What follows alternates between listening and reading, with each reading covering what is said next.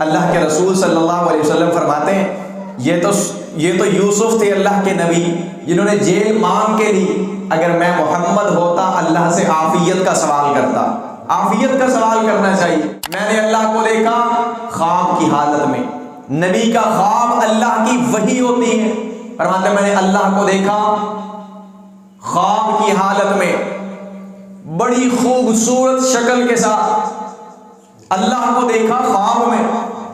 میرے پروردگار نے مجھ سے سوال کیا میرے محبوب کچھ سنائی دیتا ہے؟ میں نے کہا پروردگار کچھ سنائی نہیں دیتا. پھر پروردگار نے اپنا دست قدرت میرے دونوں کندھوں کے درمیان رکھا. پھر فرمایا محمد کچھ سنائی دیتا ہے؟ میں نے کہا پروردگار اب مجھ پہ دنیا کائنات کی ساری چیزیں واضح ہو گئی. کہ رسول صلی اللہ علیہ وسلم خوش ہوئے. آپ نے فرمایا اے خزیمہ اپنے نبی کے بارے میں گواہی دی ہے, اب مجھ سے ایک انعام لیتے جاؤ. جب تک تم زندہ رہو گے اللہ کی زمین پہ تم واحد شخص ہوگے جس کی گواہی 2 مردوں کے برابر ہوگی. کون گواہ؟ انا ارسلناک شاہدا, میرے محبوب پیغمبر ہم نے بھیجا آپ کو گواہ بنا کر. ذرا سوچئے جو شخص یہ جملہ بولتا ہے اللہ کے محبوب حاضر اور ناظر ہر جگہ پہ موجود. ذرا تصور کی دنیا میں جائیں ہر جگہ سے مراد کیا ہے. ایک روایت کے اندر جناب رسول اللہ صلی اللہ علیہ وسلم نے ارشاد فرمایا بندہ پوری زندگی جو عمل کرتا ہے موت کے وقت بھی اس عمل کا اس کو فکر ہوتی ہے. بعض لوگوں کے واقعات درج ہوتے ہیں. موت کا وقت آیا, ایک بندہ پاس بیٹھا ہے اور اسے تلقین کر رہا ہے کلمہ پڑھ لے, اور وہ بندہ جواباً کہہ رہا ہے ہائے میرا کاروبار, میری دکان, میری اولاد, میرے بچے. اسے پھر نصیحت کرتا ہے کلمہ پڑھ لے. پھر اس کے منہ سے یہی الفاظ نکلتے ہیں ہائے میرا کاروبار, میری دکانیں, میرے بچے, میرا خاندان. تو جس شخص نے جس کے مطابق زندگی بسر کی ہوتی ہے موت کے وقت بھی وہی کلمات اس کی زبان سے نکلتے ہیں. تو اس لیے اپنی زندگی جس شخص کی اسلام کے مطابق گزارنے کی جستجو ہو اللہ رب العزت اس کا خاتمہ ایمان کی حالت میں فرماتے ہیں. دعا کرتے رہنا چاہیے. کوئی پتہ نہیں چلتا انسان کی زندگی کا کس حال میں کس وقت اس کی زندگی میں موڑ آئے اور پھر وہ اس قابل نہ رہے. پتہ نہیں ایسا ہو سکتا ہے. بہت سے لوگ ہمارے دوست ہمارے بزرگ عزیز و اقارب اس خواہش میں ہوتے ہیں بوڑھے ہوں گے توبہ کر لیں گے, جوانی گزرے گی بڑھاپا آئے گا, بڑھاپے میں توبہ کر کے اعمال درست کر لیں گے, حج کر لیں گے, عمرہ کر لیں گے. لیکن گارنٹی کسی کے پاس کوئی نہیں کہ اس کی نوبت آنی ہے یا نہیں آنی. اللہ تبارک و تعالیٰ کیا ارشاد فرماتے ہیں وہ بندہ کامیاب ہے جو جنت میں داخل کر دیا گیا. اور مفسرین لکھتے ہیں عقل مند بندے کی نشانی یہ ہے جو اپنی زندگی میں موت سے پہلے زندگی کو غنیمت سمجھ کر اسے گزارے اور اس سے فائدہ حاصل کرے.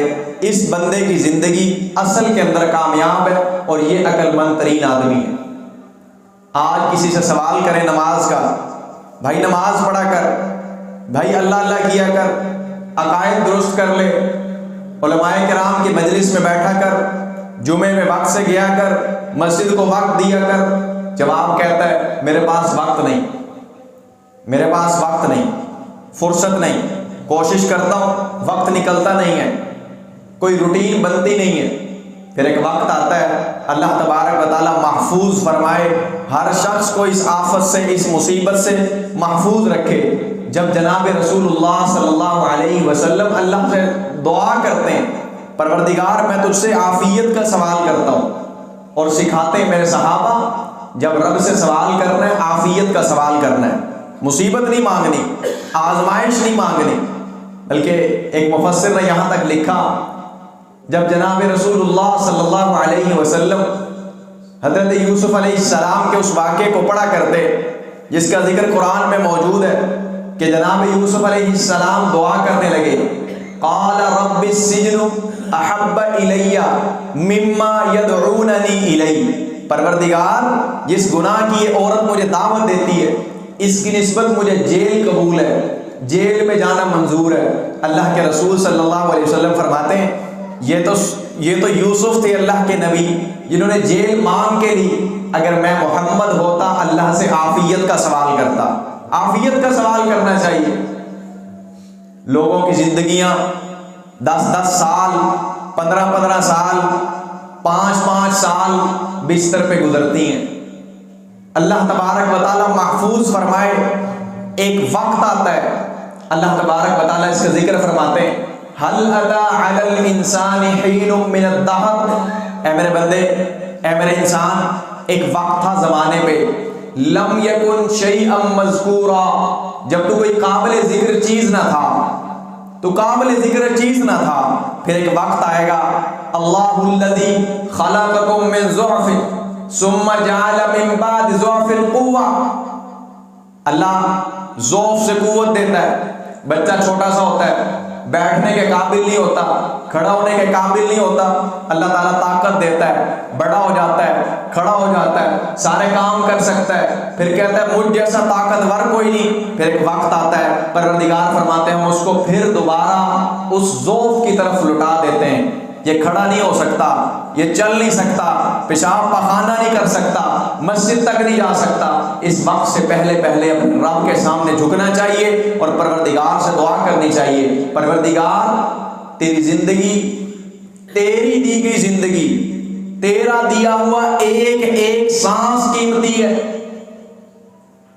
ہمارے استاد محترم اللہ تبارک و تعالیٰ جنت الفردوس میں اعلیٰ مقام عطا فرمائے، 2 دن قبل فوت ہوئے، ایک دن ہسپتال کے اندر صرف سانس لینے کی قیمت 70 سے 80 ہزار سانس لینے کی قیمت تھی مشینوں کے ذریعے، صرف ایک دن کی قیمت۔ بندہ سوچے کب سے پیدا ہوا، ماں کے پیٹ میں سانس لے رہا تھا، دنیا میں آیا سانس لے رہا ہے، کب تک زندگی ہے سانس لے رہا ہے، کھا رہا ہے، پی رہا ہے۔ اور اگر بندہ یہ اپنے پیٹ کے اندر ان رگوں کو دیکھے، ان نالیوں کو دیکھے جس سے خوراک اور سانس کا انتظام ہے، ایک نالی خوراک کی، دوسری نالی سانس کی، دونوں اکٹھی، جب سانس آتا ہے خوراک والی نالی بند ہو جاتی ہے، جب خوراک آتی ہے سانس والی نالی بند ہوتی ہے۔ اللہ تبارک و تعالیٰ فرماتے ہیں میں تو اپنے بندے کا اتنا انتظام کر کے رکھوں اور میرا بندہ جوانی کی حالت میں مجھ سے دور بھاگے، میرے گھر سے دور بھاگے۔ کتنی بڑی سعادت ہے ان لوگوں کے لیے جو اللہ کے گھر کو ترجیح دیتے ہیں۔ اللہ کے محبوب پیغمبر جناب رسول اللہ صلی اللہ علیہ وسلم، اللہ تبارک و تعالیٰ آپ کی صفات بیان فرماتے ہیں اور فرماتے ہیں یا ایھا النبی، اے میرے محبوب پیغمبر جناب محمد الرسول اللہ صلی اللہ علیہ وسلم، آپ کا یہ وصف، آپ کی یہ خوبی ہے کہ آپ ہمارے نبی ہیں، آپ ہمارے نبی ہیں۔ انا ارسلناک، ہم نے آپ کو بھیجا، اے محبوب پیغمبر یہ آپ کی صفت ہے، آپ کو پروردگار نے بھیجا، یہ صفت ہے۔ فرمایا کس لیے؟ شاہدن، گواہ بنا کر، شاہدن، گواہ بنا کر۔ مختلف لوگوں کو اس کا ترجمہ سمجھنے میں، اس کے مفہوم سمجھنے میں بہت بڑا دھوکہ لگا۔ ایک مکتبہ فکر کو مفسرین نے ان کے لیے ترجمہ کیا، کہتے ہیں گواہ اس کو کہا جاتا ہے جو موقع پہ موجود ہوتا ہے۔ اگر جناب رسول اللہ صلی اللہ علیہ وسلم گواہ ہیں، کس چیز پر گواہ ہیں؟ ذرا پڑھیے قرآن، اللہ تبارک و تعالیٰ ارشاد فرماتے ہیں قیامت کا دن ہوگا، سارے نبیوں کو لایا جائے گا۔ اے نوح تو نے تبلیغ کی، جی پروردگار تبلیغ کی، لا اپنی امت کو، امت لائی گئی۔ کیوں بھئی میرے نوح نے تبلیغ کی، امت کہے گی اللہ نوح نے تبلیغ کو ہی کی، دعوت نہیں پہنچی ہم تک۔ جواب ملے گا ہاں بھئی نوح تو کیا کہتا ہے؟ نوح علیہ السلام کہیں گے اللہ میری قوم جھوٹ بولتی ہے۔ پھر جواب ہوگا نوح اگر تو نے تبلیغ کی ہے گواہ لے کے آ۔ پھر جناب ابراہیم علیہ السلام کی باری آئے گی، جناب اسماعیل علیہ السلام کی باری آئے گی، سارے انبیاء باری باری اپنی امتوں کے بارے میں یہ بات پیش کریں گے، پروردگار ہم نے اپنی قوم تک پیغام پہنچایا، قوم انکار کرے گی۔ اللہ تبارک و تعالیٰ ارشاد فرمائیں گے گواہ پیش کرو۔ اللہ تبارک و تعالیٰ اس کا ذکر قرآن پاک میں فرماتے ہیں وَكَيْفَ إِذَا جِئْنَا مِن كُلِّ أُمَّةٍ بِشَهِيدٍ، ہر امت کے اوپر گواہ پیش کیا جائے گا. وَجِئْنَا بِكَ، میرے محبوب پیغمبر ہم آپ کو پیش کریں گے عَلَى هَؤُلَاءِ شَهِيدًا، اس پر گواہ بنا کر. جناب عبداللہ بن مسعود رضی اللہ عنہ ارشاد فرماتے ہیں اللہ کے محبوب نے مجھے ارشاد فرمایا عبداللہ قرآن سنا. میں قرآن پڑھنا شروع ہوا، اللہ کے رسول صلی اللہ علیہ وسلم سنتے گئے. جب اس آیت پہ پہنچے وَجِئْنَا بِكَ عَلَى هَؤُلَاءِ شَهِيدًا، میرے محبوب پیغمبر وہ وقت یاد کیجئے، قیامت کا سما ہوگا، لوگ نفس نفسی کے عالم میں ہوں گے، وہاں بلایا جائے گا، آواز آئے گی محبوب پیغمبر تشریف لائیے، آپ گواہی دیتے ہیں کہ ان نبیوں نے اللہ کا پیغام پہنچایا؟ جواب ہوگا جی پروردگار میں گواہی دیتا ہوں انہوں نے آپ کا پیغام اپنی اپنی امتوں تک پہنچایا ہے. یہ گواہ ہیں کون؟ جناب محمد رسول اللہ صلی اللہ علیہ وسلم. حضرت عبداللہ بن مسعود رضی اللہ عنہ فرماتے ہیں جب اللہ کے محبوب نے آیات سنی مجھے اشارہ کیا عبداللہ خاموش ہو جا. میں نے اللہ کے محبوب کی طرف دیکھا، آپ کی آنکھوں سے آنسوؤں کا سیلاب جاری تھا. اللہ کے محبوب رو رہے تھے زاروں کے دار. اے عبداللہ وہ کیسا وقت ہوگا جب میرا پروردگار مجھے بلا کے کہے گا میرے محبوب گواہی دیتے ہو ان کی؟ ایک مکتبہ فکر کو فرق لگائے سمجھنے سے، کہنے لگے شاہد کا مطلب ہوتا ہے حاضر و ناظر، جو حاضر بھی ہو دیکھ بھی رہا ہو. اللہ تبارک و تعالیٰ کا قرآن بڑا خوبصورت کلام ہے. جناب محمد رسول اللہ صلی اللہ علیہ وسلم کے سینے پہ نازل ہوا، ایک ایک چیز کی تفصیل کرتا ہے، ایک ایک چیز کی تفصیل کرتا ہے. اگر اللہ کے محبوب صلی اللہ علیہ وسلم ہر موقع کے گواہ ہیں، حاضر اور ناظر ہیں، گواہی دو بنیاد پہ ہوتی ہے. ایک وہ بندہ جو موقع پہ موجود ہو وہ گواہی دے سکتا ہے. دوسرا وہ بندہ جو عقل میں اتنا پختہ ہو، اسے یقین ہو کہ میرا بچہ فلاں شرارت نہیں کر سکتا، ہو ہی نہیں سکتا، سوال ہی پیدا نہیں میرا بیٹا یہ کر دے. لوگ پوچھتے ہیں حلف دیتے ہو؟ کہتے جی حلف دیتے ہیں. کہتے ٹھیک ہے تمہاری گواہی قبول ہے. اگر تم حلف دیتے ہو تم بے شک موقع کے گواہ نہیں ہو، تمہاری گواہی قبول ہے. قرآن پاک میں مختلف مقامات پہ جناب محبوب پیغمبر صلی اللہ علیہ وسلم کی اس صفت کا تذکرہ ہوا، اور وہ صفت جو مخلوق کی ہو اللہ تبارک و تعالیٰ اس صفت میں پاک ہے. مخلوق کی صفت خالق کی صفات میں شامل نہیں ہو سکتی. بندہ کہتا ہے لا الہ الا اللہ، اللہ وحدہ لا شریک ہے، الہ کوئی نہیں. اس کی ذات میں بھی اس کی صفات میں بھی الہ کوئی نہیں. ذات میں بھی الہ کوئی نہیں، صفات میں بھی الہ کوئی نہیں. وہ صفات جو پروردگار کی ہیں وہ صفات کسی کو دینا شرک کہلاتا ہے، چاہے محمد رسول اللہ صلی اللہ علیہ وسلم کو ہی کیوں نہ دی جائیں، شرک کہلاتا ہے. اور وہ صفات جو اللہ تبارک و تعالیٰ نے اپنے محبوب کو دی ہیں، آپ صلی اللہ علیہ وسلم کی صفات وہی ہیں. اب ایک بندہ کہے اللہ کے محبوب تو عالم الغیب تھے، اللہ تبارک و تعالیٰ ارشاد فرماتے ہیں هو اللہ الذی لا الہ الا هو عالم الغیب والشہادہ. تیرا پروردگار اتنا زبردست قدرت والا ہے، غیب بھی جانتا ہے موجود بھی جانتا ہے. تو غیب کی بات کرتا ہے، تیرا رب غیب کو بھی جانتا ہے، حاضر کو بھی جانتا ہے، موجود کو بھی جانتا ہے. بڑی سادہ سی مثال ہے، مفسرین لکھتے ہیں ایک شخص کے سر میں بال ہیں، کسی سے سوال کیا جائے آپ کے سر میں ٹوٹل بال کتنے ہیں دیکھ کے بتاؤ، بندہ کہے گا بھائی نظر تو آ رہا ہے میں گن نہیں سکتا. موجود ہے گنو، نہیں گن سکتا. اللہ تبارک و تعالیٰ فرماتا ہے تیرا رب کی یہ شان غیب کو بھی جانتا ہے موجود کو بھی جانتا ہے. یہ کس کی صفت ہے؟ اللہ تبارک و تعالیٰ کی. فرمایا میرے محبوب کی یہ صفت ہے ہی نہیں، اگر ہوتی اللہ تبارک و تعالیٰ بیان فرماتے. ادھر بھی تو غور کریں، جناب ابراہیم نے مانگا کیا تھا؟ پروردگار نبی وہ چاہیے جو ان صفات کا حامل ہو. جناب ابراہیم نے نہیں مانگا تھا پروردگار غیب جاننے والا دینا، پروردگار حاضر و ناظر دینا. یہ سب عقائد خود ساخت ہیں. اگر یہ عقائد وجود میں ہوتے تو اللہ تبارک و تعالیٰ ان کا تذکرہ قرآن میں نفی کے طور پہ نہ فرماتے. 3 درجات ہیں قرآن کے، سب سے آسان گفتگو، درمیانے درجے کی گفتگو، پھر سب سے مشکل گفتگو. جہاں توحید کا ذکر ہے سب سے آسان گفتگو، سب سے آسان گفتگو سورۃ الرعد، سورۃ ہود، سورۃ ابراہیم، اللہ تبارک و تعالیٰ نے آغاز کے اندر 4 سے 5 آیات میں اس چیز کی تمہید باندھی۔ کس چیز کی؟ قرآن بڑی لاریب کتاب ہے، بڑی مضبوط کتاب ہے، حکمتوں سے بھرپور کتاب ہے۔ فرمانے کے بعد فرمایا تیرا رب یہ کہتا ہے اللہ تعبدوا الا اللہ، اس کے سوا عبادت کسی کی نہیں کرنی، ذات کے اندر بھی اکیلا، صفات کے اندر بھی اکیلا۔ تو جناب محمد رسول اللہ صلی اللہ علیہ وسلم کی حیثیت فرمایا کہ آپ گواہ ہیں، قیامت کے دن آپ کی گواہی پیش کی جائے گی، دنیا میں بھی آپ کی گواہی ہے۔ ہم میں سے کسی نے اللہ کو نہیں دیکھا، اللہ کے محبوب پیغمبر صلی اللہ علیہ وسلم ارشاد فرماتے ہیں رأیت اللہ فی المنام، میں نے اللہ کو دیکھا خواب کی حالت میں۔ نبی کا خواب اللہ کی وحی ہوتی ہے، فرماتے ہیں میں نے اللہ کو دیکھا خواب کی حالت میں، بڑی خوبصورت شکل کے ساتھ اللہ کو دیکھا خواب میں۔ میرے پروردگار نے مجھ سے سوال کیا میرے محبوب کچھ سنائی دیتا ہے؟ میں نے کہا پروردگار کچھ سنائی نہیں دیتا۔ پھر پروردگار نے اپنا دست قدرت میرے دونوں کندھوں کے درمیان رکھا، پھر فرمایا محمد کچھ سنائی دیتا ہے؟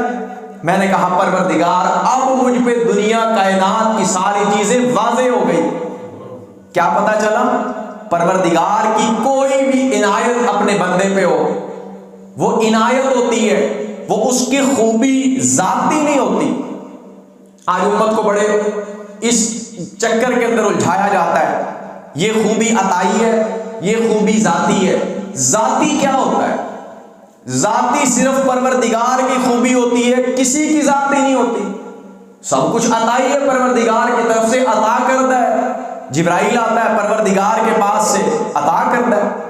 محبوب پیغمبر صلی اللہ علیہ وسلم کے ایک صحابی میدان جنگ میں آپ کے پاس تشریف لاتے ہیں اور سوال کرتے ہیں اللہ کے محبوب اگر میں لڑتا لڑتا کفار کو مارتا مارتا آگے چلا جاؤں اور قتل ہو جاؤں، شہید ہو جاؤں، اللہ کے محبوب میں کدھر جاؤں گا؟ آپ نے فرمایا جنت میں۔ اللہ کے محبوب میرے سارے گناہ معاف ہو جائیں گے؟ فرمایا تیرے سارے گناہ معاف ہو جائیں گے۔ صحابی کے ہاتھ میں کھجوریں تھی، کھجوریں وہیں پھینکی، فرمانے لگے پھر کھجوروں کا کیا آسرا، جنت میں جا کے کھجوریں کھائیں گے۔ دوڑ لگا دی لشکر کی طرف۔ جناب جبرائیل امین تشریف لائے اور فرمایا میرے محبوب پیغمبر اللہ تبارک و تعالیٰ ارشاد فرماتے ہیں میرے محبوب اس شخص کو واپس بلائیے، آپ نے جو اس کے سارے گناہ معاف ہونے کا کہا، سارے معاف نہیں ہوں گے، قرض معاف نہیں ہوگا، بلائیے اسے واپس۔ میدان جنگ میں اس بندے کو واپس بلایا گیا اور فرمایا سوال کرنے والے پروردگار فرماتے تیرے سارے گناہ معاف ہو جائیں گے مگر قرض معاف نہیں ہوگا۔ اس کو کہتے ہیں اللہ کا رسول، اس کو کہتے ہیں صفت عطا کرتا۔ اللہ کو کسی نے نہیں دیکھا، اللہ کے رسول صلی اللہ علیہ وسلم فرماتے ہیں میں نے اللہ کو دیکھا بڑی خوبصورت شکل کے اندر خواب کی حالت میں، پروردگار نے میرے کندھوں کے درمیان دست قدرت رکھا، کائنات کی چیزیں مجھ پہ واضح ہو گئی، مجھے سنائی دینے لگا۔ پروردگار نے سوال کیا محمد کیا سنتے ہو؟ میں نے جواب دیا پروردگار سنتا ہوں فرشتے جھگڑ رہے ہیں۔ اے محمد کس چیز میں؟ پروردگار درجات میں جھگڑ رہے ہیں، کفارات میں جھگڑ رہے ہیں۔ یہ درجات کیا ہیں؟ فرمایا فرشتے اس چیز پہ جھگڑ رہے ہیں، ایک بندہ جو اپنے گھر سے چلا وضو کر کے مسجد کے لیے آیا، اس کے درجات کتنے بلند ہوں گے؟ ایک فرشتہ کہتا یہ میں لکھوں، دوسرا کہتا میں لکھوں، اس پہ جھگڑا ہو رہا ہے۔ فرشتوں کا ثواب لکھنے میں اتنا زیادہ ثواب ہے۔ پھر فرمایا محمد اور کیا دیکھتے ہو؟ پروردگار میں یہ دیکھتا ہوں جب مسلمان وضو کر کے گھر سے آیا یہ آنے کا ثواب ہے، اب یہ مسجد میں بیٹھا ہے نماز کا انتظار کر رہا ہے، اب فرشتے جھگڑ رہے ہیں ان کے درجات میں لکھوں، اس کے جو گناہ معاف ہو رہے ہیں، ایک فرشتہ کہتا میں لکھوں، دوسرا کہتا میں لکھوں، جھگڑا ہوگا اس بات۔ پھر نماز پڑھ لی، اگلی نماز کے انتظار میں پھر بندہ بیٹھا ہے، اس ثواب پہ فرشتے پھر جھگڑ رہے ہیں، ایک کہتا میں لکھوں، دوسرا کہتا میں لکھوں۔ اتنی بڑی سعادت پروردگار کیا بتا رہے ہیں؟ میرے محبوب پیغمبر صلی اللہ علیہ وسلم آپ گواہ ہیں۔ کسی نے دیکھا ہے فرشتوں کو؟ کندھوں پہ 2 فرشتے بھی ہیں، کسی نے نہیں دیکھا۔ صحابہ کرام کی مجلس، ابو بکر و عمر، عثمان غنی، علی المرتضی رضوان اللہ علیہم اجمعین، صحابہ کی مجلس، پاک مجلس، جبرائیل امین تشریف لاتے، محبوب پیغمبر کے پاس کھڑے ہوتے، پاک پیغمبر کو قرآن پڑھ کر سناتے، صحابہ کرام کو آواز نہیں آتی، دیکھا بھی نہیں۔ جب جبرائیل امین واپس جاتے، اللہ کے محبوب ارشاد فرماتے، میرے صحابہ جبرائیل امین آئے تھے، پروردگار کا یہ فرمان لے کر آئے تھے۔ کسی صحابی کو ضرورت نہیں ہوئی، اللہ کے محبوب یہیں تو بیٹھے تھے، کہاں بولا جبرائیل نے؟ ہم نے تو سنا کوئی نہیں، پتہ نہیں کب آ گئے۔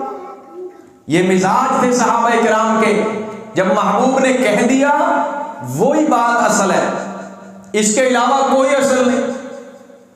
کتنے کتنے واقعات ہیں جناب رسول اللہ صلی اللہ علیہ وسلم کے گواہ ہونے پر، آپ کے شاہد ہونے پر دلیل ہے۔